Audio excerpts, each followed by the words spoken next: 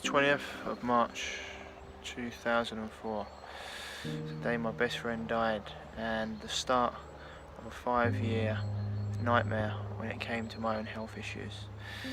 I can take you back actually to 2009 when I was at home on my parents' couch, fat, depressed, tired and in constant pain. I didn't know where to turn. It got to the point where I thought, if this is the way life's going to be, then I don't want to be here. There's no point in me being around if I can't do all the things that I love and all the things that make me really enjoy life. Then what's the point? Now, I've been someone previously who had really enjoyed sport. Now, I've played for so many, every single sport: cricket, rugby, football, and I actually went and still somehow managed to play rugby at a high level. But what happened on that day, the 20th of March 2004, my best friend died. It pushed my body into an emotional response that led to a cascade of events health-wise. Now, you can either have a physical, emotional, chemical response. Now, physical is maybe a car crash, something like that, which can put your body out of place, put your spine out of place, etc., break bones. You can have a chemical reaction, which can be to drugs or recreational drugs or medication, or you can have an emotional problem. Someone gets cancer, someone dies. All these things can throw your body completely out of alignment and push you really deep in the hole. Before my best friend Justin had died, I already had reasonably bad acne on my face and on my chest and back. In fact, it was really bad. I was called pizza face, everything like that.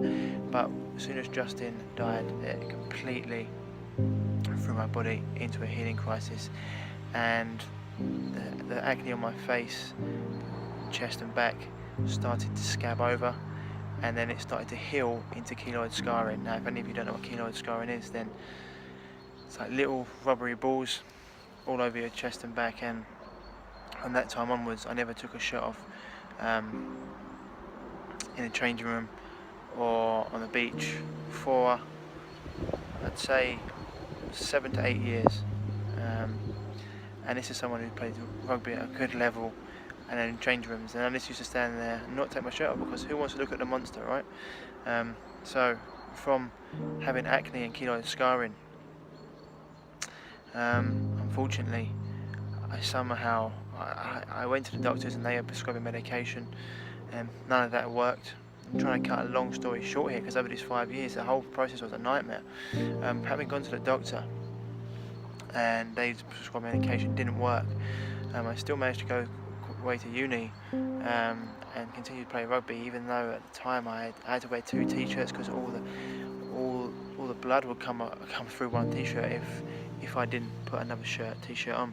So I had to wear double up in t-shirts, and it got to the point where not only was I getting spots, and I started to get cysts in my groin area and actually lower back, top of my bum, and these cysts would come and they were reasonably bad, and then eventually they'd burst. Now, when they'd burst, thank God, the pain would subside, and I'd think, oh my God, thank for that, thank God for that. But then they'd come back.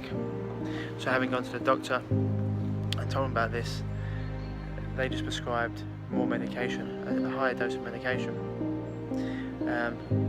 This, as you can imagine, didn't actually work. In fact, what they also prescribed was creams, and I was putting creams on my body that were making my skin itch. It was a complete nightmare. I had to try and put these on myself, trying to hide this from all my uni friends as well, and they'd think I was weird for not wanting to get in the shower after rugby or after the gym. I somehow still managed to play rugby to a reasonably good standard, and I managed to go play for Nottingham at academy level and at a second team level, and then I got an offer to go out and play in rugby in New Zealand. Before I went out to New Zealand, my doctor gave me a suggestion I go on Roaccutane, which now, if I knew what I knew then about, if I knew then what I know now, I never would have gone on it. It's a vitamin A derivative, and it can really cause problems with the liver. Now, although it helped with Stop the Spots, it didn't stop the cysts, and by the time I actually got back towards the end of playing in New Zealand, these cysts were getting so bad that I could almost stop me running around the pitch. I got them biopsied and nothing come back. It happened twice. I put them on antibiotics, it went away the first time, and then all of a sudden it come back. And all this reason it kept coming back is because all these things were just masking the symptoms, putting band-aids over the problem. They weren't getting to the root cause, which I found out later.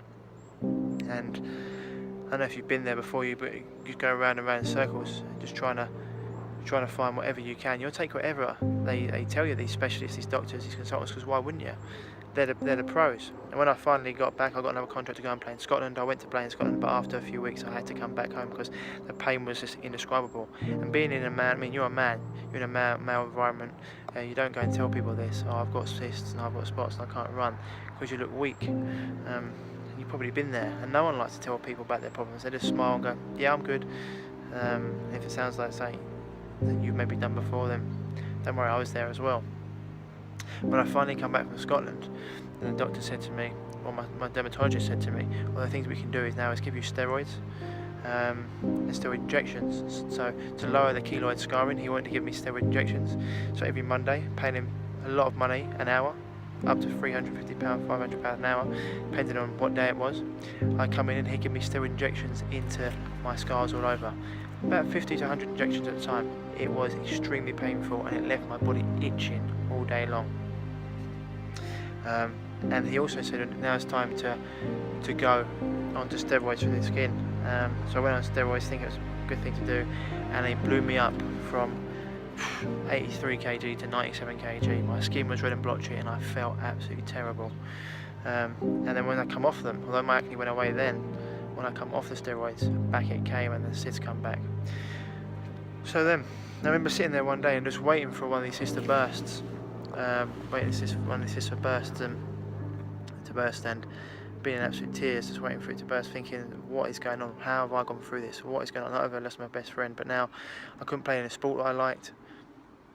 I wouldn't go on dates because who would want to go out with the monster with all these scars and cysts around? I wouldn't go out with my friends. And then on top of that, the only thing they said was, what we can do for these cysts is we can get surgery and cut them out. And I was thinking, anything at this point, let's go for it. So I went for the first surgery. They cut them out, cysts out on both my groins and lower back, upper bum. It was all good for 6 weeks until they came back, and that was because, once again, not getting to the root cause.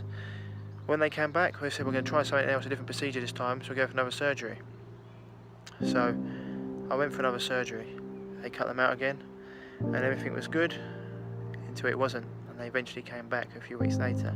But after the second surgery, when my immune system had been so destroyed from all the medication I was taking and from 2 rounds of general anaesthetic, people don't understand what anaesthetic does. It actually wipes out your gut flora, completely destroys the gut flora in your gut, all the good bacteria. And considering that your gut is where 80% of your immune system lies, your gut is actually your abdominal brain. It's your enteric nervous system. It's vital. You've actually got more neurons in your abdomen, in your gut, than you have in your brain and spinal cord combined. And doing that, what it actually meant was I wiped out my immune system, and I actually developed thrush of the mouth. Now, any girls that had thrush, having thrush in the mouth was one of the most painful experiences of my life. It felt like someone was sticking a knife in the roof of my mouth, and I just couldn't get any food down. And if I did manage to get it down, where I completely destroyed my gut, it felt like someone was dragging a knife across my stomach, and I just couldn't get anything down, and that led to me having gut issues for the next 4, 5, 6 months. And it takes me back to being on my parents' couch in December 2009, where I was sitting there just crying my eyes out, not knowing what to do, and thinking, I've been through this for 5 years, I've been seeing all the specialists, where can I go? And that's the problem here. You go and see all these doctors, you go and see all the people you think are going to help you, like loads of my clients have done before, seeing me. And as I say, I've got nothing here to sell. This is just I want you to know the story. You go and see these people expecting them to have the answers, and unfortunately they don't. And it happens so many times that they actually make you worse than before. The truth is, no painful surgery or medication can get to the root of these problems. So what happened at that time, I actually had one saving grace in my life, and that was that I could still watch sport. And at the time, David Haye, heavyweight boxer, Great Britain heavyweight boxer, was going for the heavyweight title against Nikola Valiev. And at that time, they still do, Sky Sports had a show called Behind the Ropes, where it documents the fighter's training. And the fighter, David, in his camp, I was watching it, and in his camp he had a guy called Ruben Tabares, and he was talking, instead of about protein shakes and ZMA and energy drinks that I've been used to, even being in professional environments in rugby, and being out there with the Canterbury Crusaders in rugby, one of the top franchises. They were giving their players these green drinks and cheap proteins, and well, if Dan Carter's having it, then it must be right, it must be good for you. How wrong that is, and how wrong I was.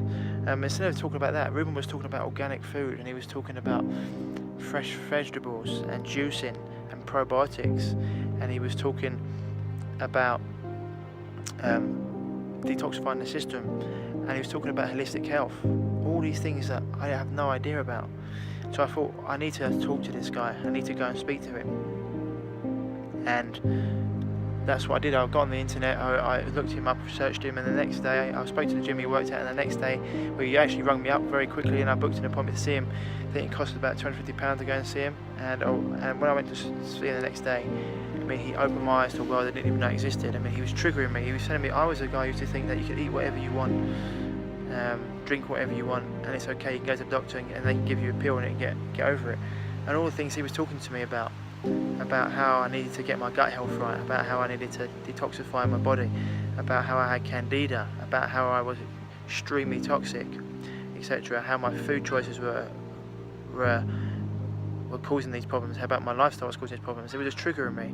And as I've learned later on, 9 years later, still doing this and helping thousands of people through their health journey, I've learned when people are triggering you, that's usually because they're putting their finger right on your growth potential.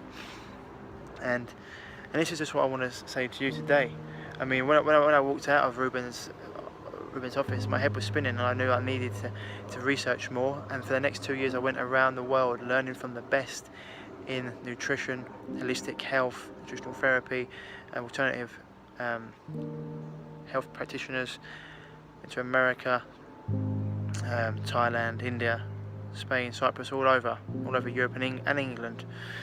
And the two things I kept learning about were, I kept hearing over and over again, there's lots of different factors, but two things I kept hearing about again and again was, one, how important gut health was, and number two was about detoxifying the body, stopping the amount of toxins coming in your body. Your body's only got a certain toxic threshold that it can have before you start to get problems, and especially when it comes down to the liver, your battery of life, you need to keep the liver.